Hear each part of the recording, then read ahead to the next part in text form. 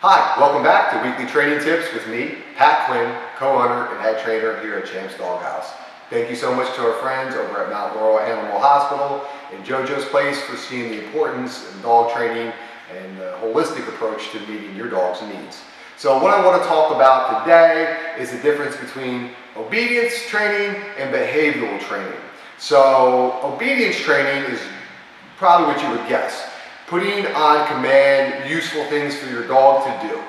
And where I think a lot of people lose that, where the disconnect is in a lot of other training systems, is really being able to tap into that in almost every interaction that you have with your dog on a daily basis.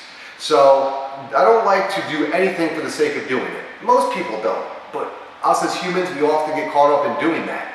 Going through the motions of life, going through the motions of what you do on a daily basis. Here at Champs Doghouse, our mentality, both in serving our owners, our dogs, and each other as teammates, our staff here, is to be intentional with our interactions. So I want the same thing for my clients.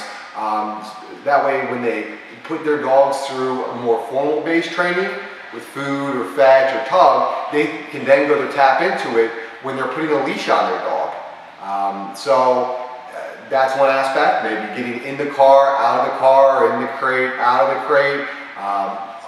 There's so many different avenues where you can use formalized obedience training on a daily basis. So I think in a lot of other training systems, they forget to go over all those different ways you can use it on a daily basis that we're going to show you in the upcoming segments. So that's obedience training. Behavioral training is chewing, jumping, nipping, potty training, crate training, pulling on a leash to a certain extent. That's both behavioral, if it's like a reactive dog, but it's also kind of ties in with the obedience aspect as well. So in my system here at Champs Doghouse, the champion training system, the two intersect, and really in every system they should. Where when you send, let's say, your child to school or a young adult off to college, it's not just the education that they're receiving. If it was just that and somebody is, let's say, has no morals and values, but they're really well educated and can get a great job, well, when you put them out in the real world, they start to fall. There's no base there.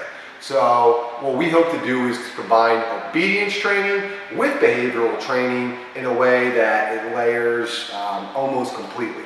So if it doesn't make a lot of sense, let's talk about jumping, right? So when a dog goes to jump on you, what I want you to do is the second they jump up, you just move back, right? So once I move back, I own my space. So when a dog jumps on you, I don't want you to turn your back. Remember, move back, but then confidently come up and regain that space. So what you're telling the dog that jumps on you is, no, that's not appropriate. You're building up good habits just by not allowing them to fully connect. In that case I did because it's focused. But the very second that dog jumps on you, get out of the way, and then once they fall on the ground, own that space because it's your space. Thanks again for tuning in for this impromptu jumping conversation, obedience conversation, and behavioral conversation, all rolled into one. We'll see you next time.